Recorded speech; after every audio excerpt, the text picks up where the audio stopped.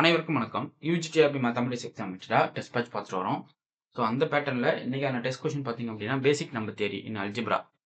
So complete MCQ ஃபார்மேட்டில் with detail explanation கொடுத்துருக்கேன். So ஒவ்வொரு கொஸ்டினாக நான் ஷோ பண்ணுறேன், நீங்கள் ஜஸ்ட் பாருங்கள். So what is the values of phi of 36, அதாவது ஆயிலர் ஃப்ரீ ஃபங்க்ஷன் யூஸ் பண்ணி பை ஆஃப் 36ஓட வேல்யூ என்னன்றதை கண்டுபிடிக்கணும். ஜஸ்ட் ப்ராடக்ட் ஆஃப் ப்ரைம்ஸாக எழுதி அந்த பை ஆஃப் என்னுடைய ஆயிலர் ஃப்ரீ ஃபங்க்ஷனுடைய ஃபார்முலா யூஸ் பண்ணால் முடிஞ்சு போச்சு. இது வந்து n into 1 minus 1 by p1, 1 minus 1 by p2. p1 p2லாம் ப்ராடக்ட் ஆஃப் ப்ரைம்ஸ்.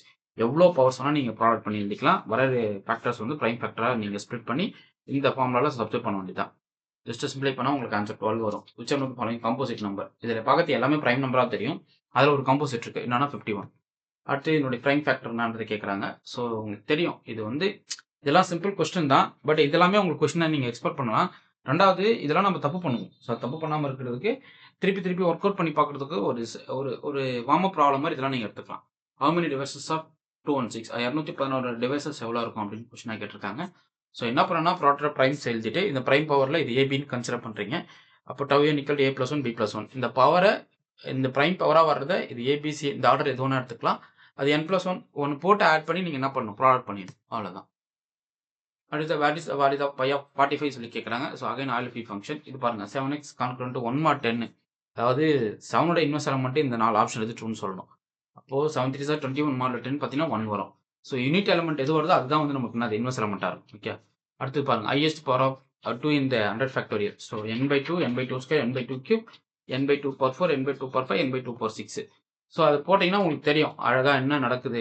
இதில் வந்து கிரேட்டஸ்ட் இன்டிஜர் ஃபங்க்ஷன். ரிமைண்டர்ஸ்லாம் மொத்தத்தையும் ஆட் பண்ணுறோம். கம்ப்ளீட் இன்டிஜர் விட்டு ரிமைண்டர்ஸ் மட்டும் ஆட் பண்ணிகிட்டே வரும். அடுத்து highest power of 5 in 80 factorial. So 10/5, 10/5 square, 10/5 cube. So உங்களுக்கு அந்த ஆன்சர் தெரிஞ்சிடும். அடுத்து மல்டிபிலிட்டி இன்வெர்ஸ் ஆஃப் 3 mod 11 பார்க்குறீங்க. ஓகே, ஸோ 3ஓடைய இன்வெர்ஸ் எலமெண்ட் பார்க்கணும். மாடல் லெவல் பார்த்தீங்க அப்படின்னா 4 3s are 12, மாடல் 11 பார்த்தீங்கன்னா 1 கிடச்சிடும். அடுத்து வச்சு இந்த complete residue system modulo 6. So Z6ஓடைய கம்ப்ளீட் ரெசிடியூ சிஸ்டம் பார்த்தீங்க அப்படின்னா ரிமைண்டர்ஸ்லாம் நீங்கள் எழுதுறீங்கன்னு அர்த்தம். 0 1 2 3 4 5 இது பாசிபிலிட்டிஸ் இருக்குது. அடுத்து 1 2 3 4 5 6 அதுவும் பாசிபிலிட்டிஸ் இருக்குது. ஏன்னா 0ஓடைய மாடல் 6 பார்த்து தான் நீங்கள் 0 போடுறீங்க. அப்போ 6ஓட மாடல் 6 பார்த்தீங்கன்னா 0. அப்போது நீங்கள் அதை 6ஆகவும் எழுதிக்கலாம் 0 எலமெண்ட்டை. இதில் பார்த்தீங்க அப்படின்னா 0 1 2 ஒரு போர்ஷன் வச்சுக்கிட்டு இதுக்கு மட்டும், அதாவது 3 4 5 0 1 2 தனியாக இங்கே நிறுத்திடுறீங்க. அடுத்தது 3 4 5க்கான ரிமைண்டர்ஸ் மாடுலஸ் பார்க்குறீங்க. 3ஓட ரிமைண்டர்ஸ் -3 அந்த மாடல் 6 பார்த்தீங்கன்னா 4 ரிமைண்டர்ஸ் மாடல் 6 பார்த்தீங்கன்னா -2, 5ஓட ரிமைண்டர்ஸ் மாடல் 6 பார்த்தீங்கன்னா -1. ஸோ அப்போ எல்லாமே இது ட்ரூ தான். அது நம்பர் ஆஃப் டிவைசஸ் ஆஃப் 84 எவ்வளோ இருக்கும் அதை பாருங்கள். இது வந்து product of 2 power 2, 3 power 1, 7 power 1 எழுதிட்டு ஜஸ்ட் 2 power 1, 1 + 1, 1 + 1 எழுதிட்டீங்கன்னா எல்லாத்தையும் ப்ராடக்ட் பண்ணால் உங்களுக்கு ஆன்சர் கிடைச்சிடும்.